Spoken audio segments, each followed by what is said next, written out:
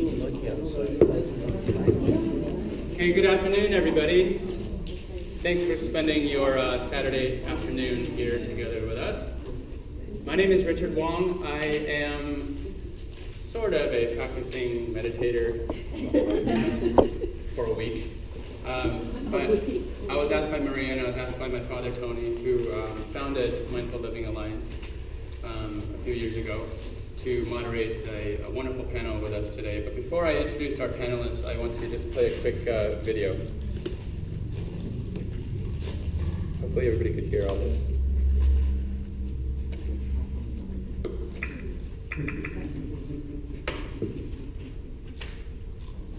Tells me to say, serenity! Let me do it again. What is that? Let me get your relaxation cassette. My blood pressure gets too high. Man on the train tells me to say, serenity now! Well, Joey Sampino and some of the neighborhood kids, they ambushed you with a box of greenies.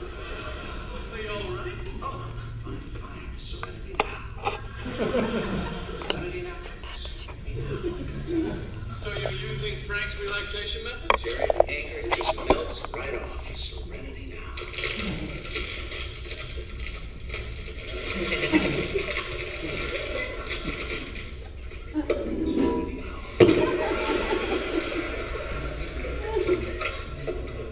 Hey, what happened to you? Serenity. Serenity now thing doesn't work. Just bottles up the anger and then eventually you blow. What are you in the mood or not? What do you think put me there? I heard they found a family and you're freezing. Serenity now. Insanity later. What happened here, Kramer? Serenity now. Serenity now. Kramer! Jerry, didn't hear you come in. Yeah, the children, they've done some redecorating. You don't look well. Oh, well, that's odd because I feel perfectly at peace with the world. Oh, I'm sorry. Look at me. I stepped on your last rose. Jerry, come on. Don't get so upset about it. There's always next spring. Would you excuse me for a moment? Serenity now! I did it! I've been wrong! God,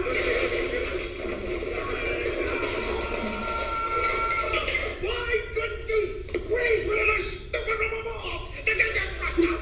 Why did you have to destroy 25 computers? George, you listen to me. I owe you one. I told you to clean up this garage. I have to put my car in. This is a place of business. I told you never to come in here. Serenity now! All right. Dad, you really should lay off the Serenity Now stuff. So, what am I supposed to say? Hoochie Mama? I'm in there.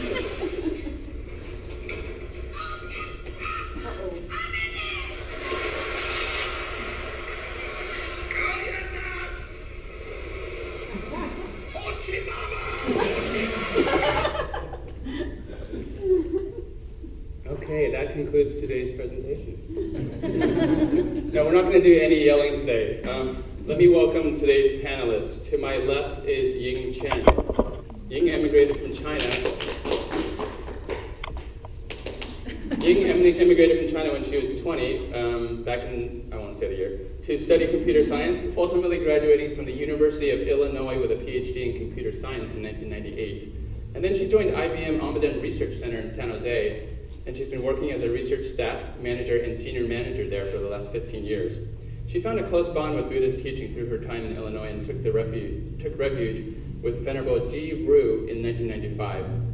And since coming to the Bay Area in 1998, she started to attend various programs offered by the Mahabodhi Society, MBS, joined the Sutra study group and started meditating as well.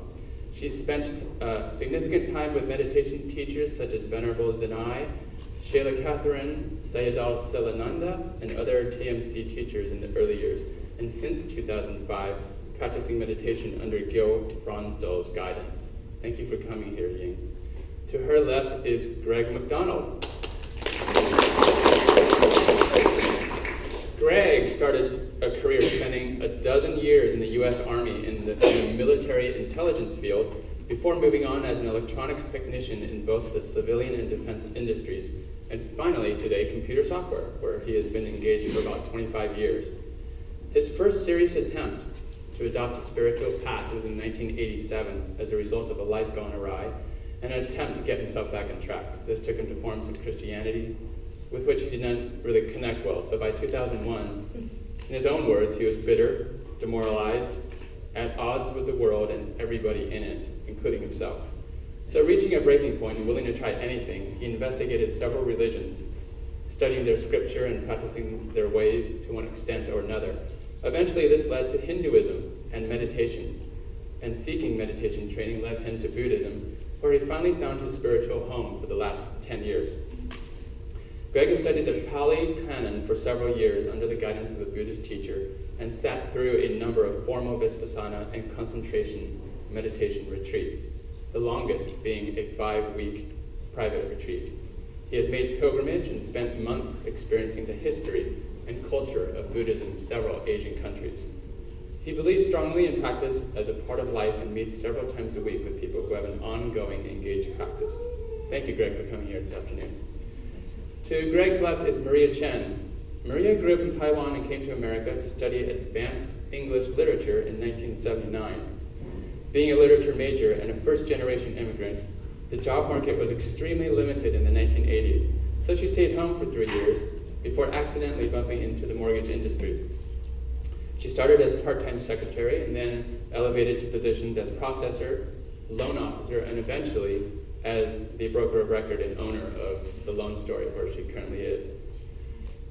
In her 30s, she started to have questions about the meaning of life and how to deal with sufferings in life. Although she was brought up in a Catholic environment and attended a junior high Christian school for 3 years, and she also began with different congregations in Silicon Valley, she did not find refuge in any of these religions.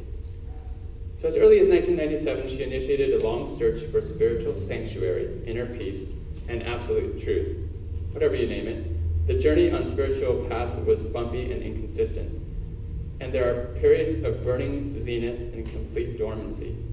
Yet bit by bit, she started to feel the change. A real breakthrough happened when her only son passed away in 2010. She took a 10-day Vipassana silent retreat for 10 days or 3 months? 10 days. 10 days, okay. She took a 10-day retreat, but I think it affected her for at least 3 months. That long period of inner search expanded her heart and mind immensely. And since then, she has been steadily applying mindfulness practices in her daily life. Thank you, Maria, for coming here. Thanks to all our panelists. So I'm going to be pretty casual today. I have a couple questions to kind of guide the discussion. As far as questions from the audience, please raise your hand, and I may or may not pick on you, depending on what's being said up here. And then I have a slideshow to kind of go along with my questions today. Okay, so can you all, if any of you have phones in here, or PDAs, please silence them at this time, or turn them off completely. And it's one of the things we're actually going to talk about, so you don't want me to embarrass you later on in this panel. Okay. Oops. So let's start with a simple question. We're all here to discover what mindfulness is for the busy professional. Why don't you tell the audience your own definition of mindfulness? We'll start with Ying. Do you all need a microphone you can hear?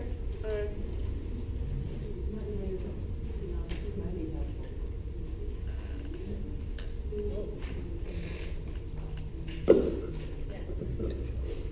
you can hear me better now? Okay, all right. So mindfulness, in a very simple way, to describe it in my mind, is really a particular way of paying attention. In particular, we do a lot of mindfulness practice in terms of paying attention to our own body and mind. We're not trying to reach out, being aware of outside of ourselves. And what it does is to bring our body and mind to the present moment. And if you think about the process of doing so, it's really slowing down, stop, take a stop, and just look and be with whatever is happening. And that's a simple way of being, and is how I contemplate what mindfulness is. If you hear from some other panels? Yes. We'll just go down the road. So, I suppose in the simplest statement, mindfulness is awareness. For me, it's mindfulness is aware of being aware, and then also changing where I am based on that awareness. So it's not just being aware of my thinking, for example, but by being aware of my thinking, changing how I react to the things that are around me, to the things that are impacting on me. There's a saying that says that life, nothing happens to me, things happen, and I have a relationship with them. And that relationship, part of that is mindfulness, of being aware of everything. And everything in Zen, because it's being, for me, it's being aware in a real broad sense, and then also in a very personal sense of what's inside of me, but also what's outside of me. I want to add a little bit to what they say is mindfulness is a very ancient practice that I find is very relevant in today's life, because I feel the modern life is really a vortex that everybody was churning inside, and there is a pattern that it's very hard to pull yourself away. And for me, my feeling about mindfulness feels like a separate awareness that you are always watching what you think and what you feel and what you do. So it's almost like a third eye. It's very quiet and undisturbed. It doesn't interfere with what you do or what you think, but it just observes. And that observation itself would work wonders in your life, because I feel it. In the past, when I do something, I may not know my intention or may not know my purpose. Sometimes afterwards, you realize, hey, I do this out of jealousy, or I do this out of anger. But by practicing mindfulness, you would know even before you do, which is a huge, tremendous advantage. Another thing I want to say about mindfulness is it feels like you're waking up from a black and white film into a full color life. So with practice, with paying attention to every detail about yourself and about what's happening around you, about the relationship with others, your life would be much more colorful and interesting and enthusiastic. It's just, I'm running out of words. Thank you. So I've heard descriptors like being in the present, being aware. A lot of us are working professionals in this room. How many of you just now, while they were talking, were either thinking about something you have to do later today or something you did earlier today? Come on, be honest. Come on. So being mindful is kind of being aware of the present. I actually looked it up, and this is a definition. Mindfulness is the intentional, accepting, and non-judgmental focus of one's attention on the emotions, thoughts, and sensations occurring in the present moment, which can be trained by meditational practices that are described in detail in the Buddhist tradition. This definition comes from Wikipedia. But there's also probably more renowned sources. John Kabat-Zinn, for example, is the professor and author of many of the books you can find on the front desk over there. And he's, in many respects, the leader of the mindfulness movement. And his definition of mindfulness was awareness that arises from paying attention on purpose in the present moment and non-judgmentally. But my next question is, a lot of this has to deal with the practice of meditation. So is there a difference to you between mindfulness and meditation? What's the difference, if any? Anybody?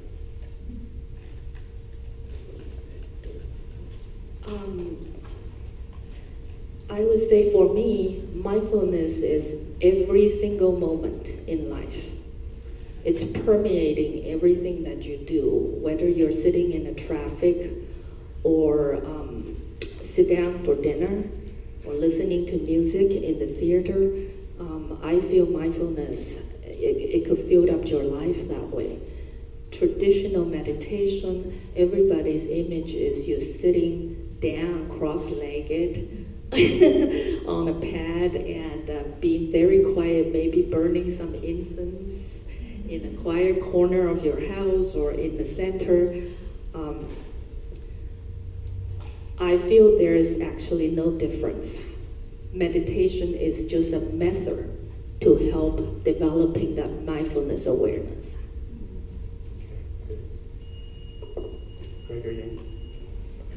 So, I use an analogy. So you can think of meditation as if you're going to a gym. So it's a way to train our mindfulness muscle, because if we don't keep doing it, we run around in our daily lives and we always forget, right? And we're really busy, we type an email, we reply something, we text messaging, we talk, and we don't remember being mindful. Mindfulness is here with us.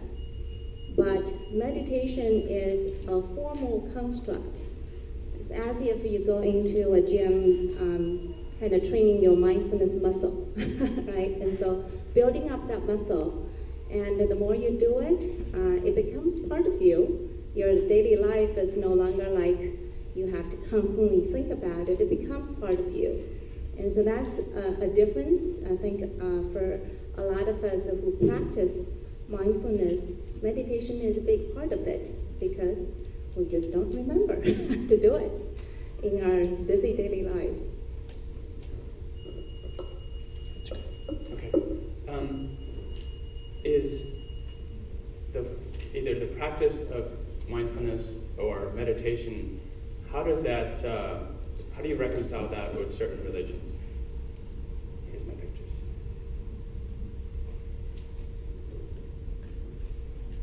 Is it a practice that can span across different religions?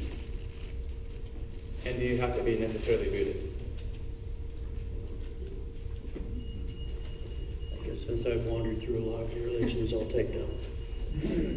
Actually, every religion has a form of meditation. And some of them very, very deep contemplative meditation practices. Most religions have both the religion that we all practice type of religion, and then this other religion that is there that is much deeper, that is considered mystical, and in that, if nothing else, in that area you'll find a lot of meditation. So you don't have to be Buddhist, you can be any religion you want or no religion at all, and meditation is there for all of us. So I can meditate and be mindful and still believe in God. Would you agree with that? Of course. Okay. Definitely. Okay. Yeah. I was brought up in a Catholic church. When I was born, my father and mother baptized me, so Maria is my baptized name. In Catholic church, there are retreats, long time of children's retreats that we were segregated from the family, living with the church people, and spent a long time practicing meditations. We don't know that's called meditation. It's just a focusing and concentration skills. And then when I went to the junior high school, which is Wesley Girls Junior High, is a Christian school, and we have morning prayer and evening prayer every single day. And 3 meals a day before you eat, you have to sing song to thank for the food.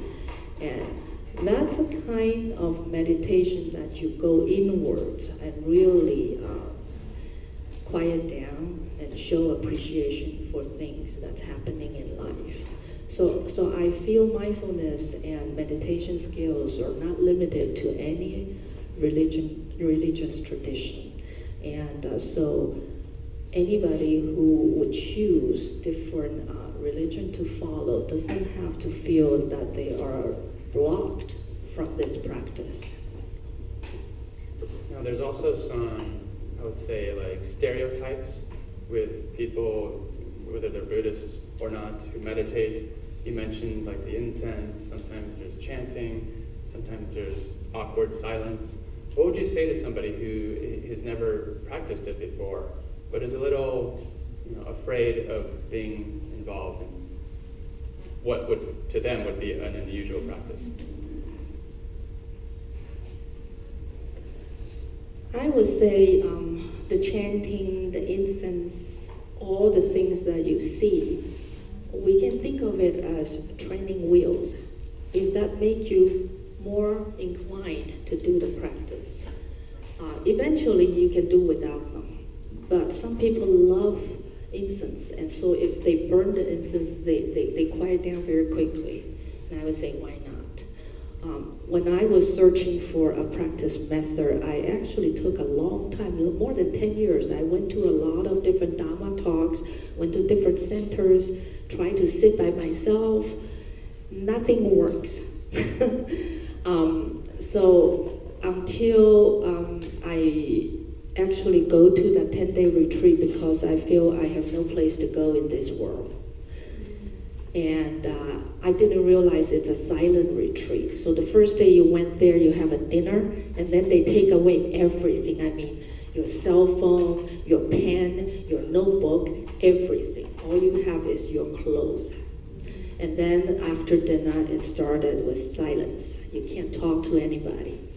The first few days was very painful. I constantly thinking about leaving there, but because I carpool with other people, I can't go.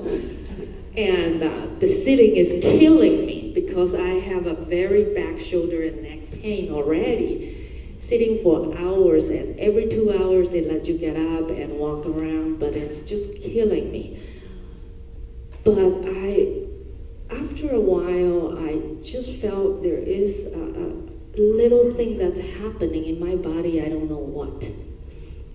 The first night, I remember my roommate didn't show up because she lost her way driving up to the center. Our center is very close to Yosemite, so it's almost like a wilderness out there. It's just one little hut that me and my roommates stay in. There's no lock. The whole night I was thinking about somebody is going to break in or some wild animal is going to come in. That's how busy my mind was. I didn't sleep well. But by the third night, there is a calmness coming over me, and I notice I sleep very well. I don't worry about the door being open. I don't worry about anything, because also they don't eat after 12 o'clock. They only give you some liquid and fruits at 5 o'clock. And I worry to death because I get used to have 3 meals a day. But by the third day, I realized that if you don't do heavy duty work in your mind or in your body, you don't need that much food, really. I don't feel hungry. By 5 o'clock, they provide liquids and fruits. I don't even need to eat them. And by silent retreat, I feel there is a quietness, a calmness come over me. And I notice a lot more other people than by saying.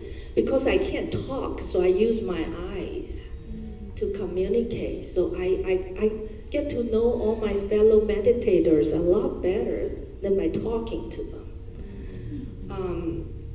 This was at the 10-day retreat, right? Yes, yes. I go off tangent. I forgot your question. Well, you're leading right into my next set of questions. Is like, we're a lot of busy professionals in this room. We really want to know what's in it for us. If we're going to invest time into our busy schedules and try to fit it in somewhere, why do you do it? What are the benefits? Maybe start at I'll this give end. other people some time. So mindfulness is kind of interesting.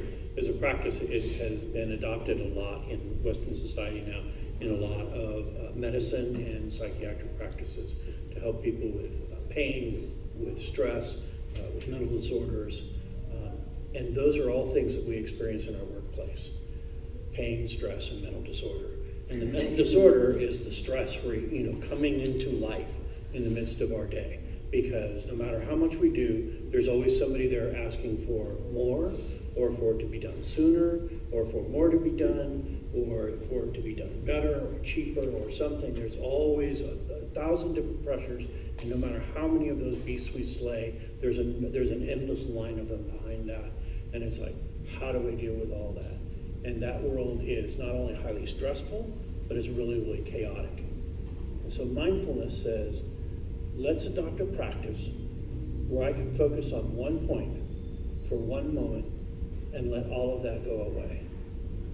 Where I can just focus so well in this spot that I'm not buffeted about anymore by all these pressures around me. Instead, I'm in control of myself for this moment. And then I can take that and turn it outside to the way I work in my workplace.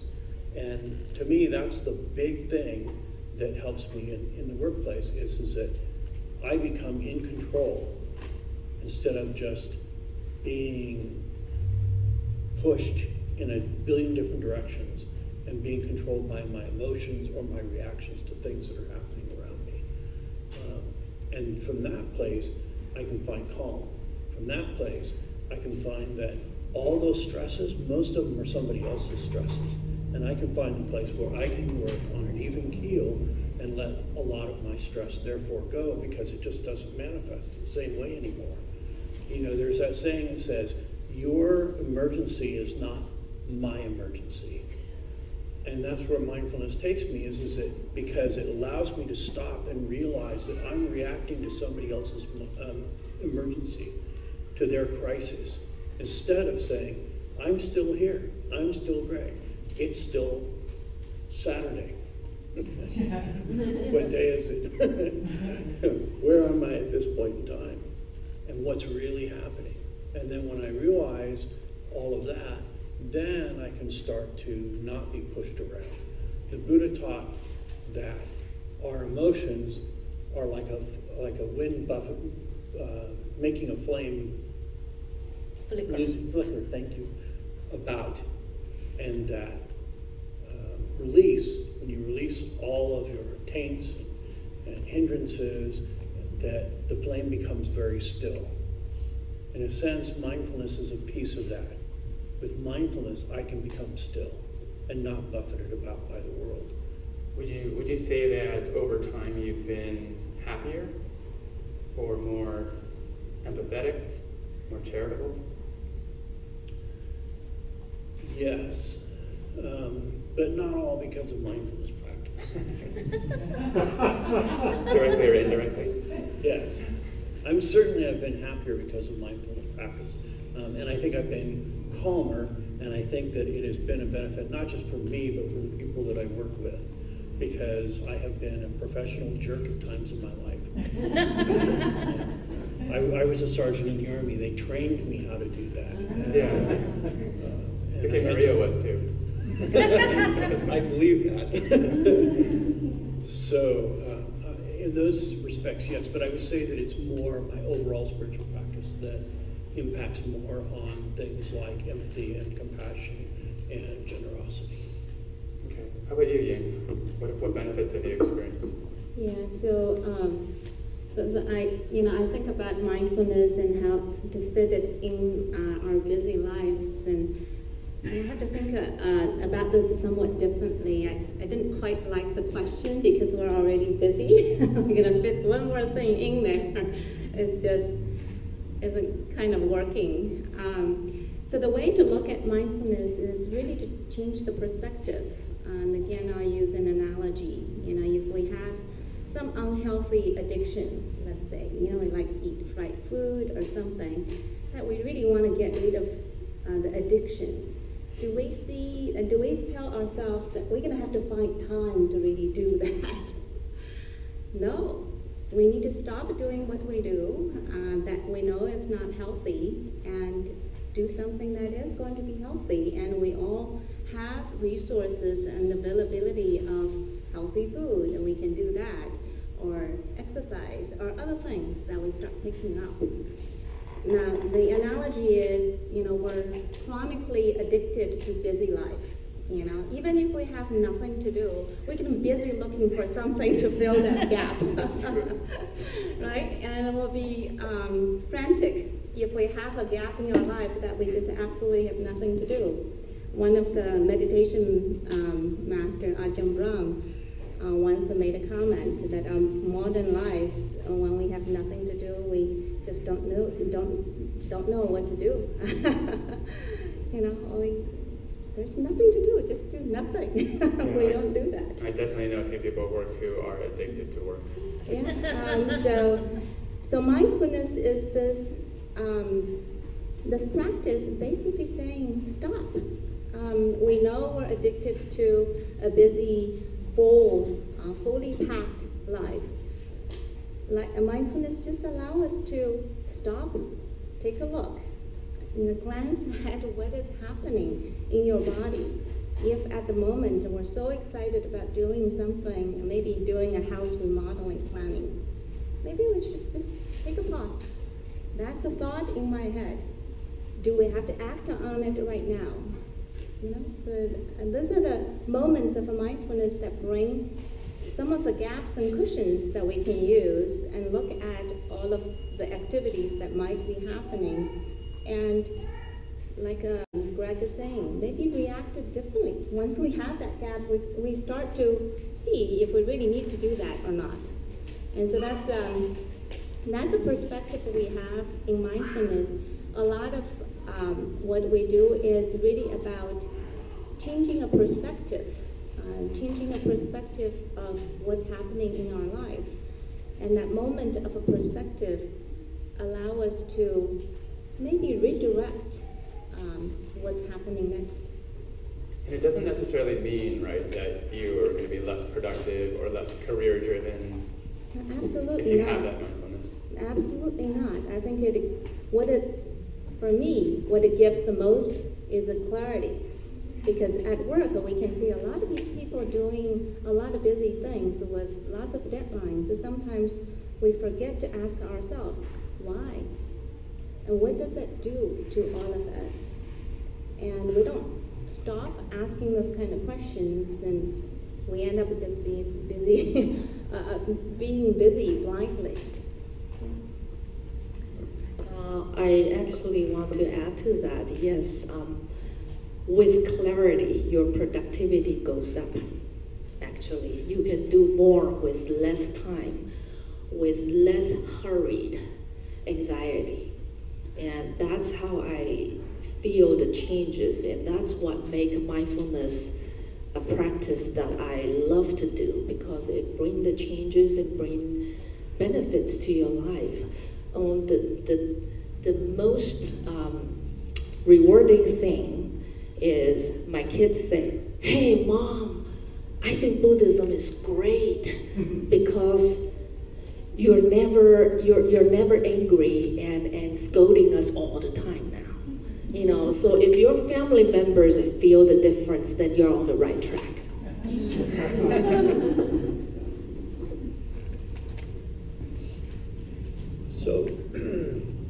So far we have, not accepting all the busyness and not engaging with it. But there's actually another secret, and that's to quit telling myself I'm busy. Yes. We identify with our stories. And so if I say, I am this, then I identify myself as being that. If I say I'm a meditator, then I identify myself as someone who meditates. That's kind of a good thing. But when I say I'm busy, what I'm doing is I'm making myself busy, and I'm creating that sense of stress and busyness because I'm identifying myself with it. And then I become busy. And then if instead we can stop and say, what am I really doing? Well, we find actually we're not as busy as we thought we were. And some of that busyness is us taking on other people's stuff that we didn't need to take on in the first place. And if I can just stop creating my own suffering, that by itself is a big chunk, apart from what other people I think might create for me. I don't know if any of you three are aware. According to Dr. David Cox, he's the Chief Medical Officer of Mindspace, people are actually lost in thought. I remember when I asked you whether you're thinking about stuff you have to do later today or stuff you've done. People are lost in thought 47% of the time. Seems low. Seems low? Yeah, maybe. I don't know how they actually conducted that. But there have been, for any skeptics out there, there have been over 2,000 published research papers on meditation and mindfulness. And it's shown time and time again that it improves memory, focus, immune system, creativity, improves relationships, compassion, quality of life, and reduces stress, anxiety, and all that bad stuff. Sales objections, I put it that way so a lot of us professionals can understand. So what do you tell somebody if who has never gone through this process before, and they tell you, it takes too much time, 10, 15 minutes a day. I have to take my kid around to soccer practice and do their chores, and then piano lessons, and then I have to answer emails and pay attention to my family and kids. I don't have 15 minutes to meditate. What's your response? Then start with breathing. 3 breathing, deep breaths when you're sitting in the car waiting for the red light to turn green. We never pay attention to our breath, really. But if you start to feel it really going through your nostril and going down to your lung and even push it down a little bit to your abdomen, and then breathe out, release all your stress and anxiety with it, just 3 breaths will calm you down. So you believe that works? I don't have to go find a temple somewhere, sit in a lotus position and silently meditate? No, start something simple. If a practice makes your heart feel heavy, you will never accomplish anything. You have to find something simple and fun and immediately feel a little bit of difference, then you will continue to do it. Okay, how about, you kind of led to that, I already kind of do it. That means somebody who enjoys kind of getting away through exercise, like say running, or if they just focus on breathing at the stoplight, or if they just find some other way, maybe it's soaking in the bathtub late at night just to relax. Is that a form of mindfulness? Can it be? If you're mindful, yes. And what's the thing that says, when you're walking, just walk. When you're eating, just eat. When you're breathing, just breathe. Maybe not. If you're aware of what you're doing, then that's mindfulness, and you can do that anytime, whether you're driving or whether you're sitting still, whether you're working or anything. Does it make standing in the line at the DMV go by any faster? It makes standing in the line at DMV wonderful. I used to really dislike going to like the dentist and the doctor because it's guaranteed that no matter who you are, they're more important and you're going to wait. But now it's just a quiet out time. If I go to the dentist and he says, "Oh, you have to sit down and wait for what?" Thank you. This is now my quiet time. It was given to me as a gift. I can do mindfulness anywhere, even in Safeway. So the checkout person, do they nudge you to wake you up when it's your turn? Okay, let's go to the next one. I'm happy already. I don't need it. Can somebody be born mindful already and not have depression, anxiety, stress, and not have to meditate? Have you ever met anybody like that? Is it possible?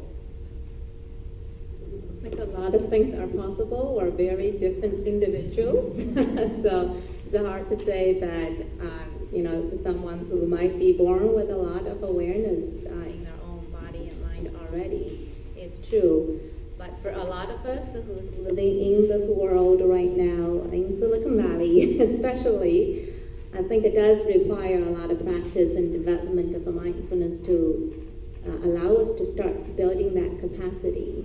And sometimes, I can see like little kids, and they can be much more mindful than we are, and they're very present to what they're doing. But as they start to learn more things and having more friends and do more different things, they are becoming more and more easily distracted. Unmindful. And so sometimes maybe that's a capacity we have to recall, from our ancient times and bring it and make it surface again. A lot of what we do with respect to mindfulness is just remember doing it. Remember doing it. We all know it's a very simple practice. We would all know what to do and how to do it, but we don't remember to do it. That's the biggest gap that we have. What about, I don't want to become an unemotional person? So a lot of what you guys said was about awareness, being in control, getting some kind of calmness. Does that mean you just don't have emotion anymore? You're always in control? Is that a good thing? Go ahead. I'm reacting to this in control phrase because the mindfulness really is not at all in control. What it's trying to do is to stay away from trying to involve, engage, and change things that is happening. And so a lot of the perception that we might be more in control is simply saying that we let things be and unfolding and watching it, and not necessarily trying to engage and change as things unwind, in our body and mind and our surroundings. I guess there's a certain decision to be made once you notice something, you notice an emotion or feeling, and then I guess the next step is how you react to it. Is that accurate? Yes, and I would say rather than in control, it's a process of letting go. It's more important to let go than control. There are a lot of things in life that we think we can control, but we actually can't, and that's where our unhappiness comes. The biggest lesson in my life is about my son's passing. We have absolutely no control over the illness and his death. So after his passing away, we kind of, I say we because my husband is here, I stay at home for 2 months, and I really don't know what my life will be afterwards. So it's a process of asking why and where did he go, and why is it so unfair? He's so young, so talented, everything. It's a process of slowly letting go until I went to Africa and see a lot of animals die of natural causes without any reason why. I didn't realize that people can just disappear and pass immediately. We see it every day, but we kind of don't see it at all. We go to funerals.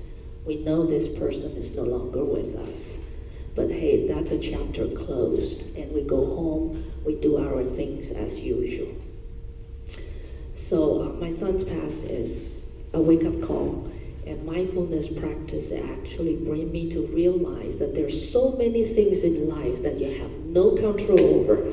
So if you don't learn to let go, you're going to penalize yourself with anxiety, with anger, with stress, with a lot of unhappy emotions. But build upon this realization is one thing, that there are certain things in life you have control. For example, the words you say, the actions you do, and your relationship with other people, that you do have control. So I think by having the practice that brings clarity for you to differentiate what kind of things can I change that is possible to change, what are the things that's impossible, no matter how I wish it, it's not going to change, and differentiate the two and focus your attention to do the things you can change. I can change my behavior toward my spouse and my kids. I can change the fuse of my anger. I used to be a very hot-tempered person. You know, you say one word, I jump up and start attacking you. But with the practice, I can slow down a bit and see myself that the anger is coming from here. And I can slow down for a second that I can say nothing. And that 1 second saved me many times. Anybody ever say that it hurts to meditate physically? Yes, everybody who's ever meditated, because it does. And it hurts from two ways, though. One is the physical part of trying to sit on a cushion, cross-legged, is very painful for a lot of people, particularly our knees, for those of us who aren't used to it. Your back will get stiff from sitting in a still position. And actually, the body doesn't necessarily like to be perfectly still. And so one of the things that you want to do when you're doing mindfulness meditation is to be as still as you possibly can, because part of mindfulness is noticing the things that aren't still, like your mind. Yes. And so sitting very still for a long period of time, your body does get rather achy. And for some of us, it's a little, and for some it's a lot. And some people seem to just be able to suffer through it for eons, and I don't understand those folks at all. But there are some things that can be done about some of that pain. Actually, a good friend's husband has this great saying. He's from China, and he's an elderly gentleman. He has lots of history and study behind him, and he says, you know why they used to sit on the ground in cross-legged? Because they didn't have chairs. Of course, we have chairs, use them. That's how long the practice has been around for. It's actually been around for thousands of years. It kind of goes back to that question about it being unapproachable, because I think the idea is we think of it as New Age, and it really isn't. Meditation has been around as long as just about any religion or spiritual practice has been. And as I say, every religion has some form of meditation. And if you are worried about our New Age part of it, then you can look into all the scientific and medical journals that are floating around today and find out that that community has adopted a form of mindfulness very, very strongly. Obviously, that isn't something that's New Age. Just want to get a quick show of hands. How many people have never meditated before? Wow, I thought this was a beginner's class. Okay, we'll do this anyway. So there are different ways to meditate. I just want to get into, since everybody is advanced in this room, I want to just go over quickly, you know, the how, the long, the when. What do you do to the actual logistics of meditating? When do you do it? We'll start with that. When do you meditate every day? Morning, night, after lunch? That's part of for me, that's part of my adaptation of that busy life syndrome, is sometime. When I can, I meditate first thing when I get up, because I find that's clearest. And sometimes once my mind goes to work, it's kind of hard for the rest of me to stay on the cushion. And on the other hand, once I go into my day, I usually can't meditate through the middle of the day. Sometimes I'll do during lunch. And then if everything else has gone by, then before I go to bed.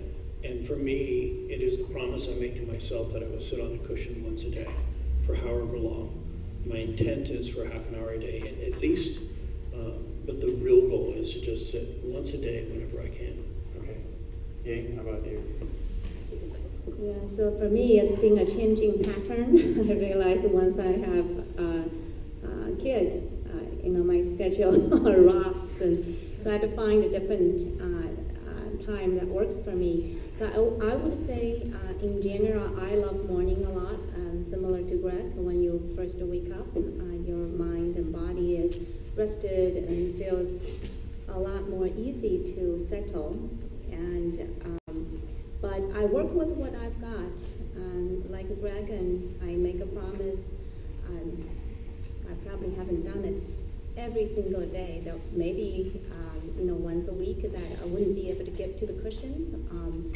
But I promised myself that I make this a regular practice every day, and I pick the slot that might work. And so, for example, in the last couple of months, once the kid goes to school out of the summer camp schedule, I'm able to drop him off and come home and do a 45 minutes sitting, and then go to work, and then do the work. Can you describe your environment really quickly? Wherever it is you sit, what is it like? Do you play music? Do you open the windows? What do you do? Yeah, so I think definitely having a good air would be good. I like, especially nowadays, this is the weather in the morning. Good air helps quite a lot. For me personally, I like to find a room that is a little more bright, so it feels that the mind is brighter. But that may change, depending on the individual's preference. And so for me, I like to find, usually I find a particular spot that I'm used to that helps me develop a regularity to do that. And so somewhere that has good air and bright, that can find a corner that is not noisy next to the street or something like that. Maria? I also love early morning. I try many different times, and I think early morning works the best when you just got up, because first your mind hasn't been pulled away, and you just have a one night's rest, so the mind is very clear. And for the space, I have to say that I tried many different spaces at my home. And finally I realized you have to find a place that you feel that it's a sanctuary to you. It's a safe, pleasant, wonderful place you want to sit there. You don't have to sit cross-legged. I have a cushion and with a raised hardcore pad, so sitting down doesn't feel too painful. Air and light, I love it. Some people like some shades, so it really depends. But I think the more important thing is finding that space that resonates with your heart. When you go to that space, you feel happy. And that will pull you back to do the practice every day. I don't do it every single day either. That also tells me how powerful the habitual pattern is. You wake up, there's a phone call come in. If you pick up the phone and talk for 5 minutes, my mind goes off. And then things start happening, sometimes just pull me away from my cushion. So the best time is when there's no interruptions and you can take that moment, just sit and forget about everything. I also want to mention that one of the online meditation challenges that I joined a few years ago, it was produced and conducted by Chopra Center in Southern California. Every summer or winter, they put out 21-day meditation challenge around US and the world. So thousands, hundreds of people would meditate like you for 15, 20 minutes, and they put out wonderful music. And it's a guided meditation. And if you don't get anything out of it, it's at least 15 minutes of quietness that I feel very good about it. I followed them for a few years, and that kind of build that habit, because any habit you want to build, you have to do it continuously for 21 days. All right. So if you do 10 days and then stop for 7 days, you better start on day 1 and count it 21 days. You will kind of build a habit out of it. So you find your quiet place, your time of the day that you try to do it consistently. What is it that you actually do? Do you focus on your breathing, or do you focus on something else?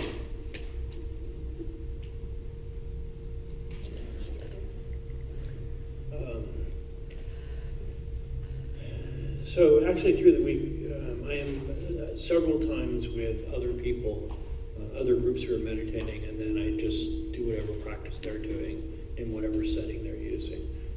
When I'm meditating at home, then I actually, the practice I do there is a sort of a mix of a concentration mindfulness practice. And so there is a discussion in meditation that says that, at least wise in meditations done by Theravada Buddhism, that there's a mixture of mindfulness and concentration in all meditation.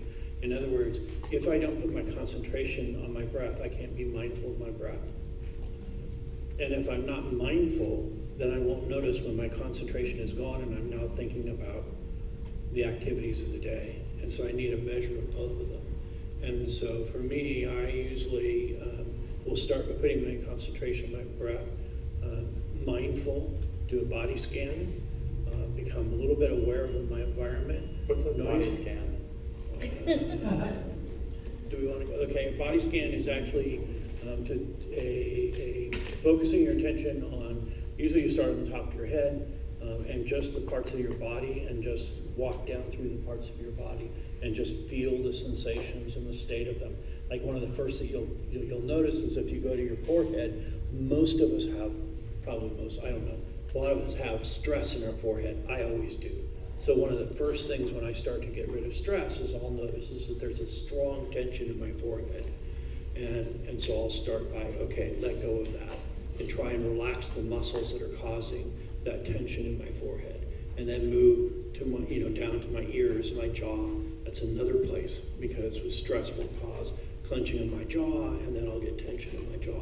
So body scans to just do that kind of thing, walk all the way through your body, and then afterwards sort of let go and put my concentration on my breath. I've done a lot of concentration practice where you focus so intently that everything goes away, and so I'll actually do a degree of that, but then still the mindfulness tells me, well, that didn't work again. That's my practice.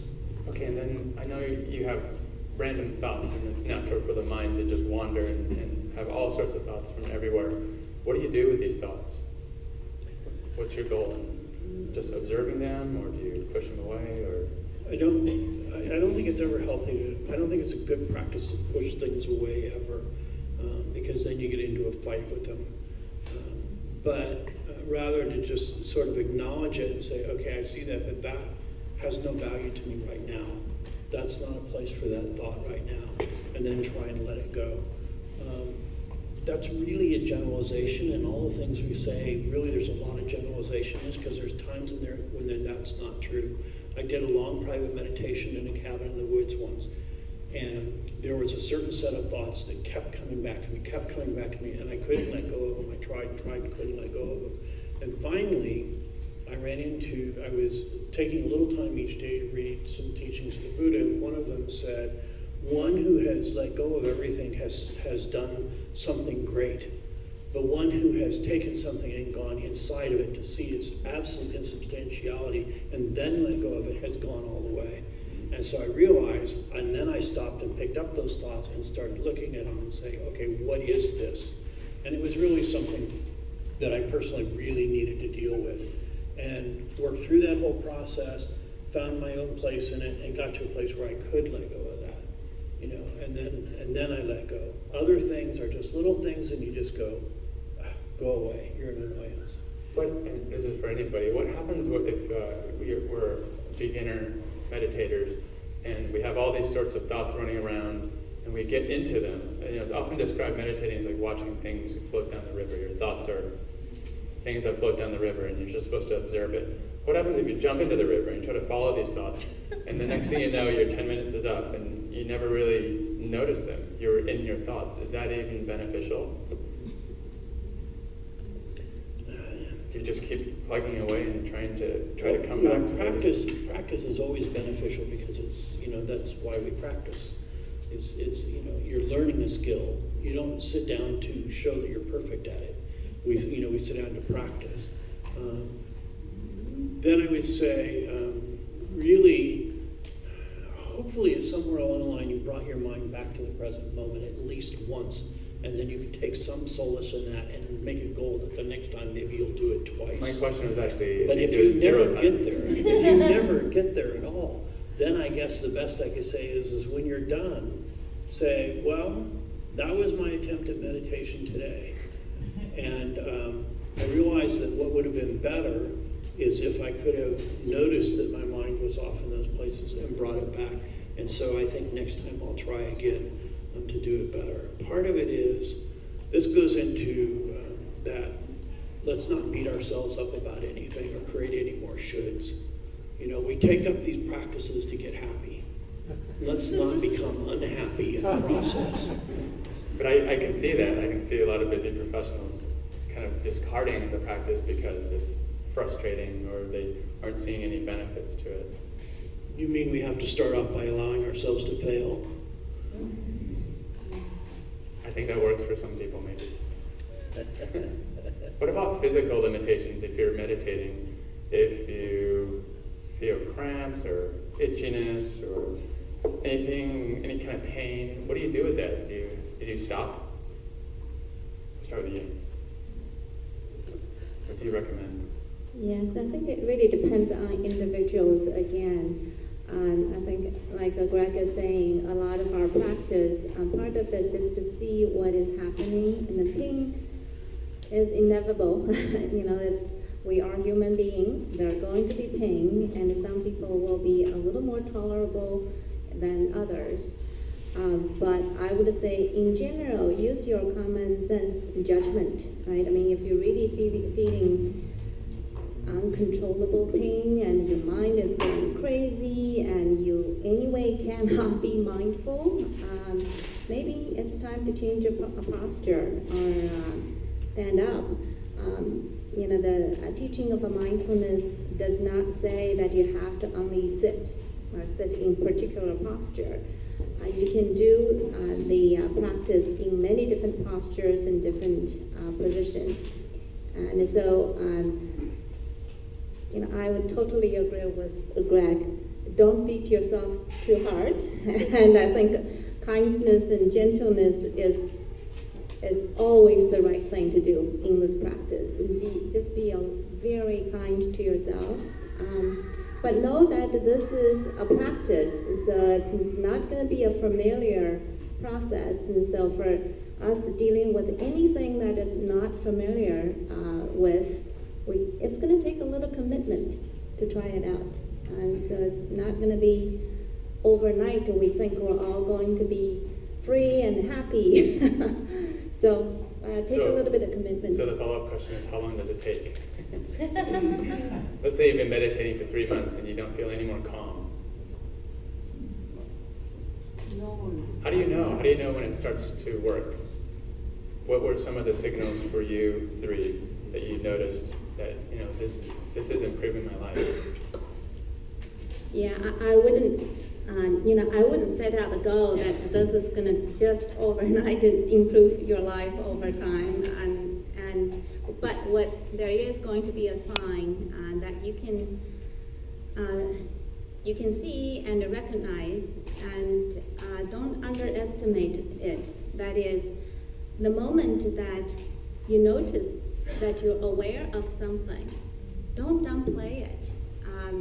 So I actually have started doing a mindfulness meditation group in IBM where I work.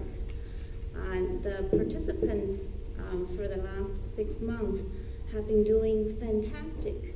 They're aware of their bodily sensations and the breath and the thoughts that's going on in their head.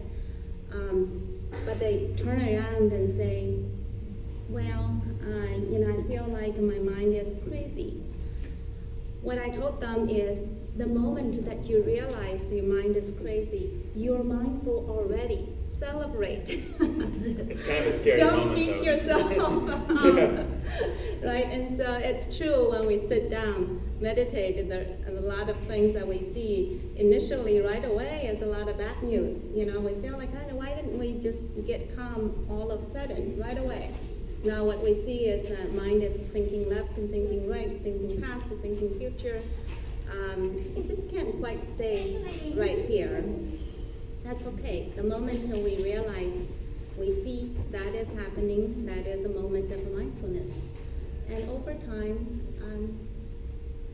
you get one more moment, one more moment, one more moment, and that builds up. And Ying, it's funny you mentioned that you lead a group over at IBM. It's actually becoming more and more mainstream now as we see these classes, mindfulness classes, being offered at places like Google, Facebook, Twitter. There's actually been a 60 Minutes presentation done about mindfulness, which featured the classes over at Google.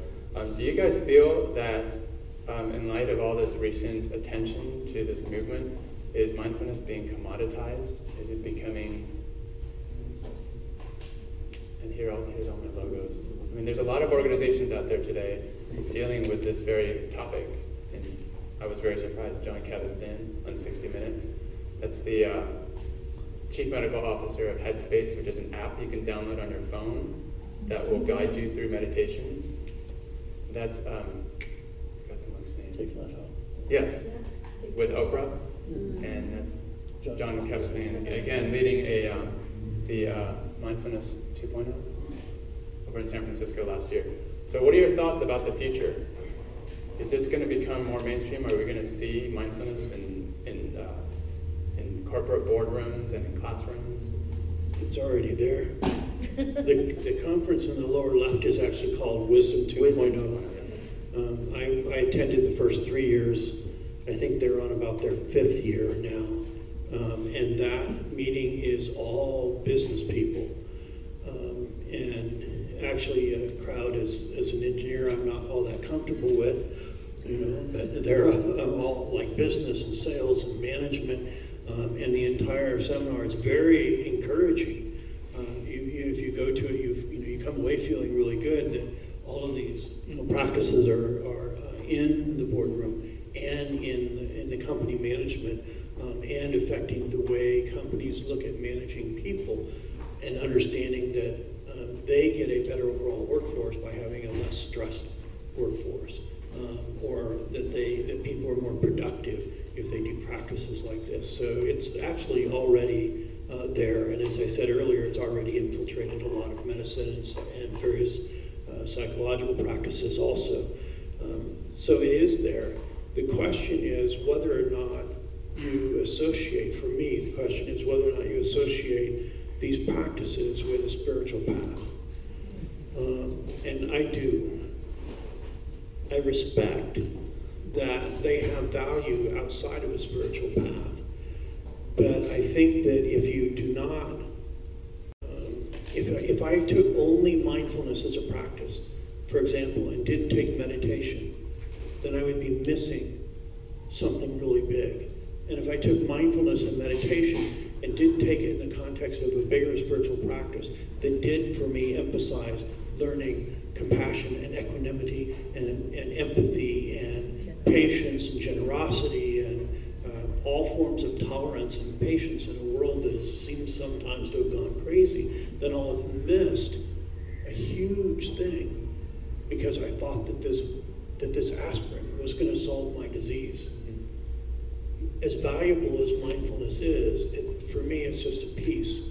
And the question is whether or not as we go forward, will all the excitement around it just take mindfulness? I see. Maria, did you have anything to add? Well said. I'll add a little bit to it as well because I've seen it in IBM.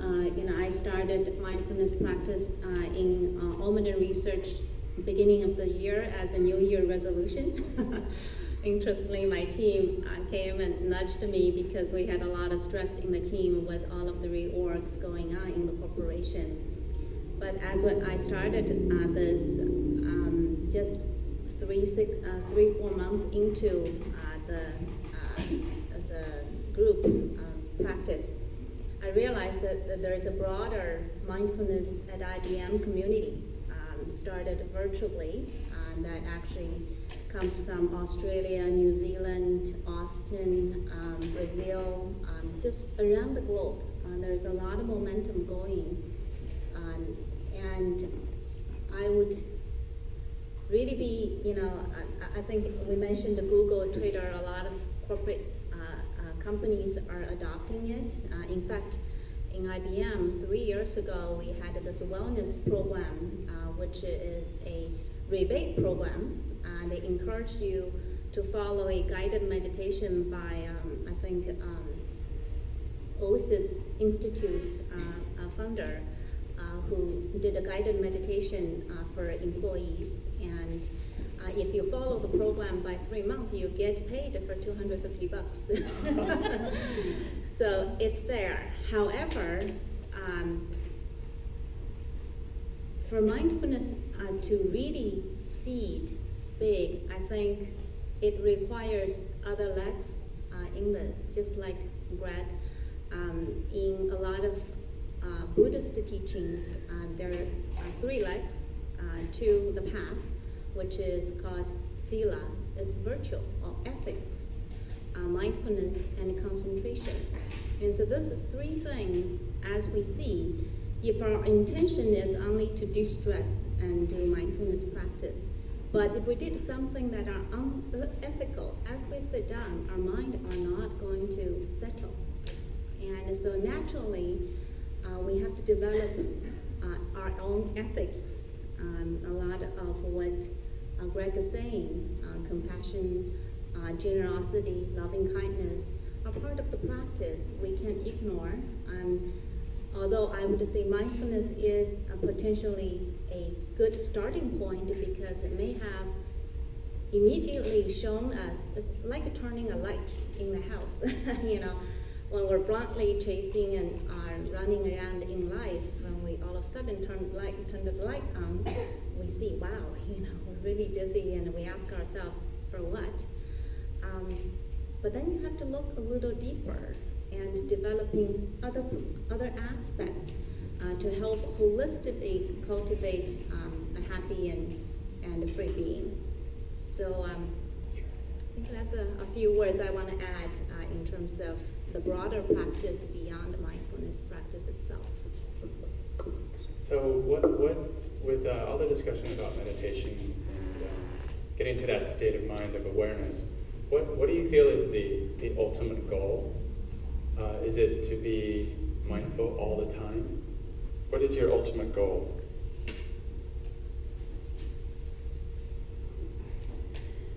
I don't really have a goal.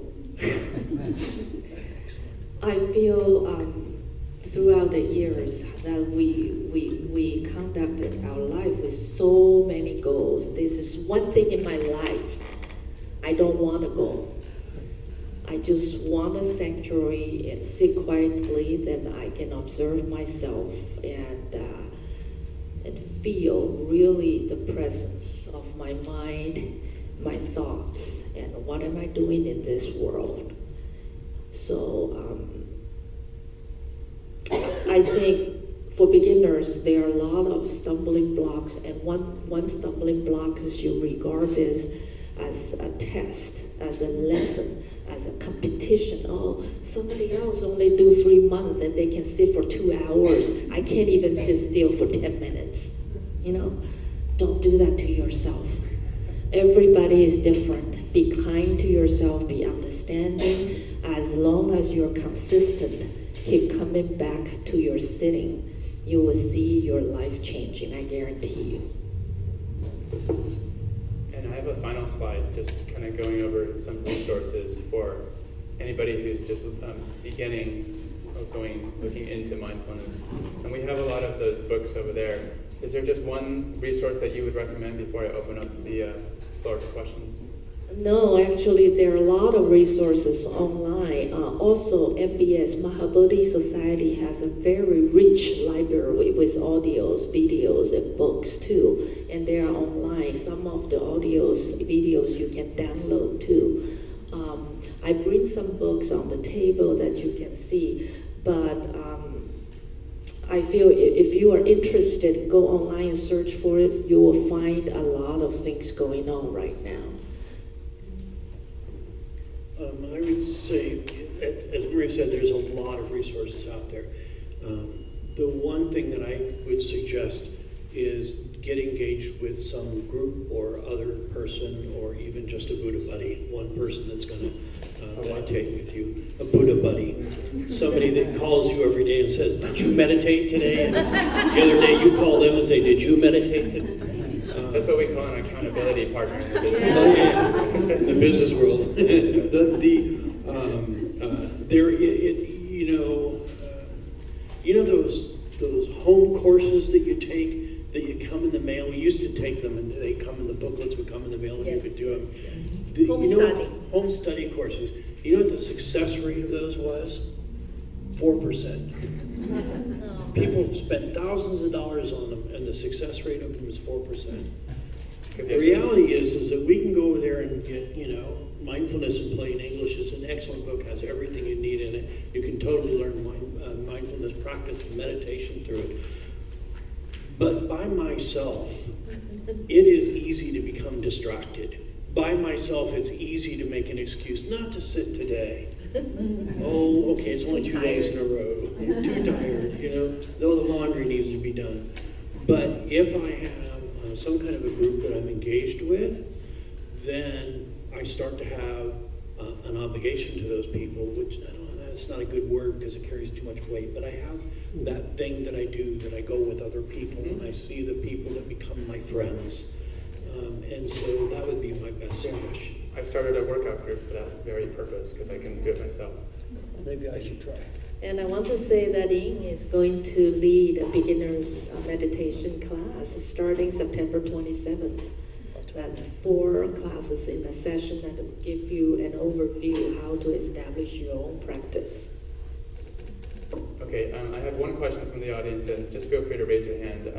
One person wanted to know, is mindfulness, can it be trained for children at a particular age, even infants? And what would you suggest the practice is, or what would that look like? Like a sort of a pedagogy?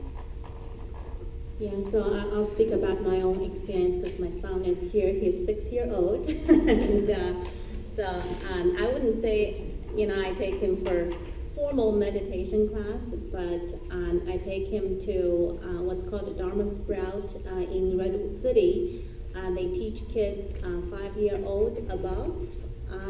They will, add little moments of a few minutes and paying attention to the body, paying attention to the breath. It's really a development. So there's a lot of trained teachers now that is able to teach kids, as young as 4 or 5-year-old, and they go all the way up to high school and then young adults. I'd say. There's actually some experimentation already been being done with that for the past few years, and I believe that in the Oakland area there's a foundation. It might be called One Child. Does anybody know? One Child Foundation, I think it's called. They teach meditation at kindergarten level. And if you see me afterwards, I can probably find some information for you. And I heard that in Tibet and Dharamsala, they do teach very young kids, like 3-year-old. They walk from one end of the room to that end of the room with a bell in their hand without ringing it. If you can walk quietly, they start with short distance and gradually increasing the distance to practice concentration. There's a lot of adults who couldn't do that.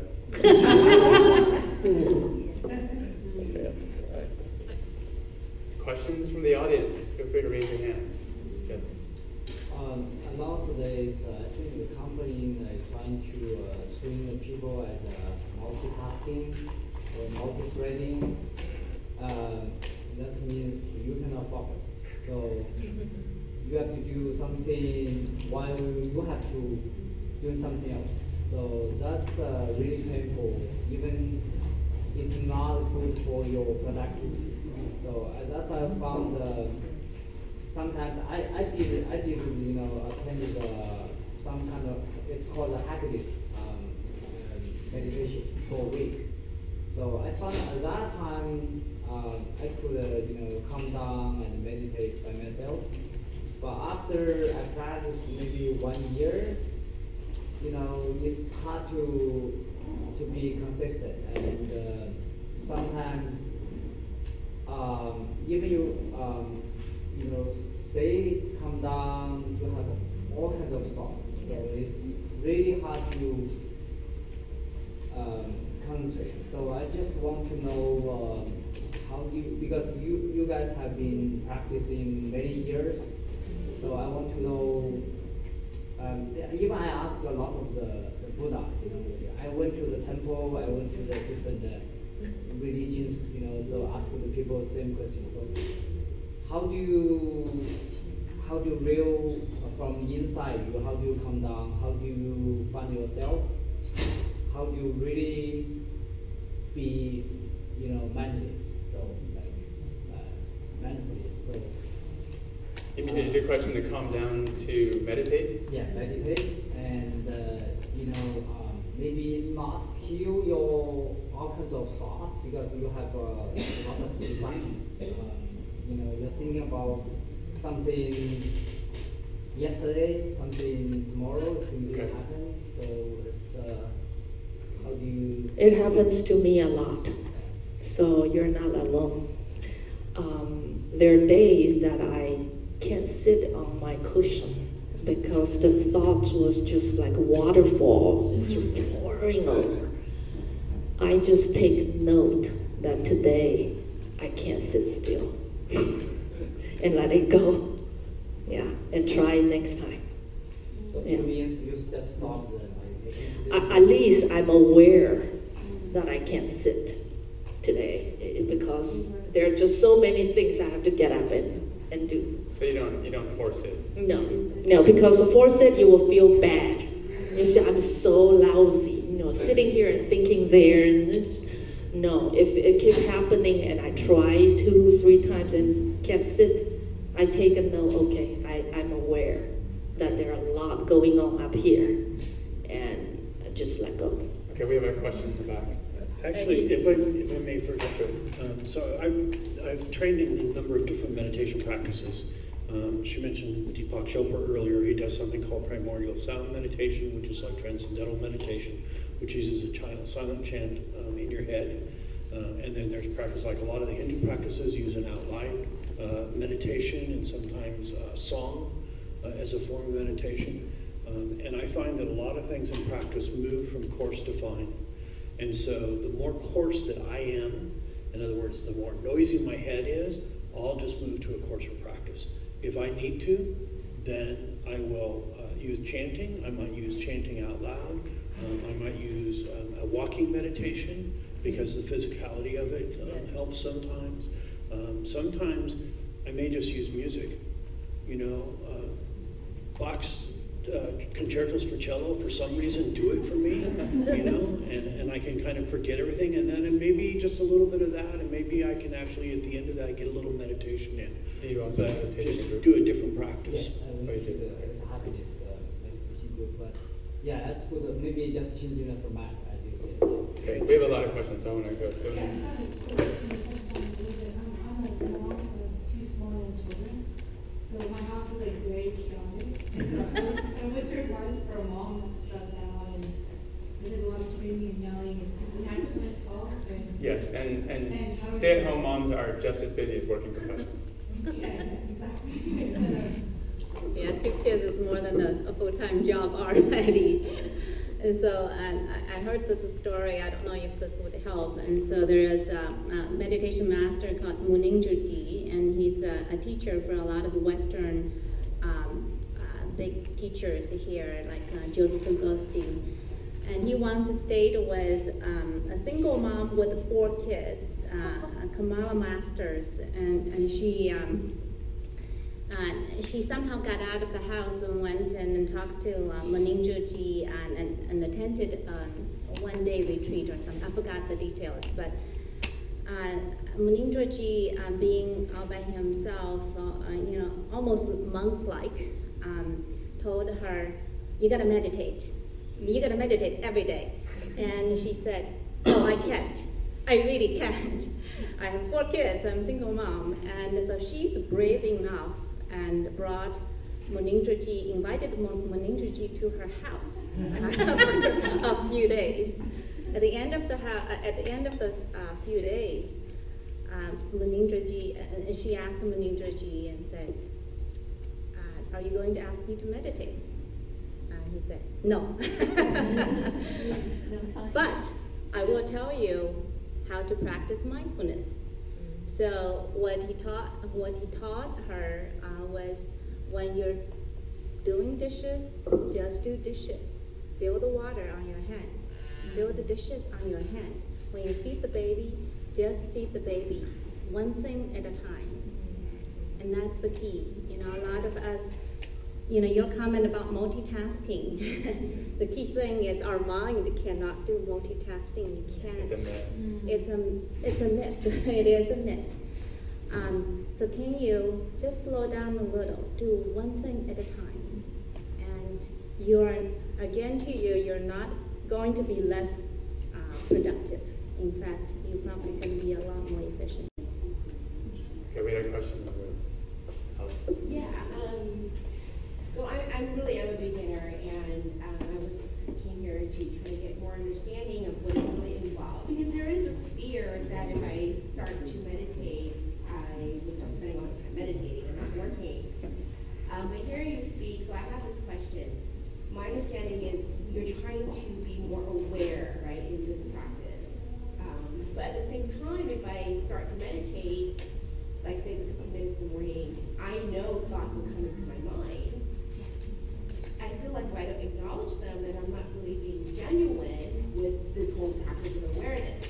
But if I let them in, then it's distracting my practice. So what are we doing here? Like how do we, reconcile these two things going on, yet achieve the awareness that we want for the rest of the day?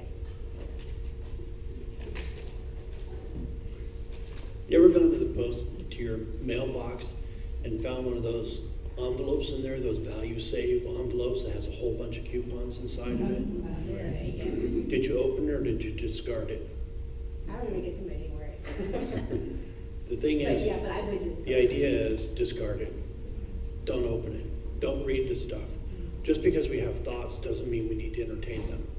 Just because a thought comes up doesn't mean it's worthy of our time. It's just our mind. I think of my mind sometimes as like a little kid that wants to play, and he's got a box full of toys. And what'll he do? He'll pull a toy out, and he'll run over and go, oh, see my engine, see my engine, see my engine. And if you ignore him, he puts it down, he goes and he comes back and says, oh, see my airplane, see my airplane. Oh, see my teddy bear, see. And he'll keep doing that until sooner or later you're like, oh, that's a nice airplane. Bang, he's got you. Right? And your thoughts are like that too. Your mind is in the business of thinking. And so it will bring up thoughts. And it just keeps bringing them up one after the other. And it's trying to get your attention. You just don't give it your attention. You say, okay, let go, let go. But what is it saying about the ultimate goal, which is to be aware? So now I'm ignoring things. Should I, doesn't it mean something that they're there? You're aware that the thought is there. Okay. There's a noting practice that you can do that's like thought, feeling, sensation, hearing, sound, thought, and that'll drive you a little crazy, but you do it. Just a little. Just a whisper. So but you're acknowledging a thought. You're not pushing, never push the thoughts away. Well, it's a fine line between ignoring and noticing. Well, you just say that's a thought and then let go of it. Please allow me to interject. Looking at a Brian Tracy post, and his topic was like, what's how to discover what's the most important activities in your business. What's the most important activity in your business. So I guess, to her question, my question is what is the most? How would you know if it's something you should focus on, or if it's actually important to focus on? How would you discern that? Because you're not doing business, you're meditating. Well, I'm not talking about business. I'm just using that as an analogy or just a segue. But even in the meditation, okay. And generally speaking, while you're meditating, there's no thought that holds anything that you need to entertain. Okay. That's a generalization, but yeah. We're at 6 o'clock, so I'm going to take one more question up front. Yes. Yeah, so I tried meditating many times, but it never worked. So anyway, for me, so then I started running and doing a lot of exercise because I have to train myself in order to get my thoughts out. So when I'm running, like running long distance, for a while I feel that my mind is like clear and I'm not thinking about anything. And but when you said you have to be still when you meditate, I mean, is running form, is that a meditation or is it not? Like you mentioned walking method. It's moving, right? I mean, so is that okay or And I comment on that based on my own experience. I think our mind is very subtle and tricky. Now, when we're doing very busy activities like running, a lot of parts of our body are moving. It's true that you might be a little more focused now at the momentary running activity, but there's a lot going on in terms of moving the legs, moving the body, and when you're not still, it's difficult to settle into the finer level. And it doesn't mean that those are not there, just that it's hard for you to see it. So it's like, if there's a running water, you wanted to see really clear, it's very difficult, and you can maybe see the entire running body of the water as such. But if you really want to see the drops and details, that becomes very difficult. And so the stillness and the concentration practice is important to allow us to gain that levels of activity, because our mind tends to trick ourselves quite a lot. Like you said, sometimes if I sit down, I can't deal with all the thoughts, and so I run, I do other things then to get rid of the thoughts. But doesn't mean that we have ripped them off. It just temporarily cut it off, and we lost the opportunity to really see what are the underlying current behind them. And so that's what the in-depth, more still and slow kind of practice might bring to bring them about. Okay, it's 6:05. We have a suggestion box over there. If you could please take a couple minutes to fill out some feedback for us, we'd really appreciate it. A big thank you to Ying Cheng, Maria Chen, and Greg McBride.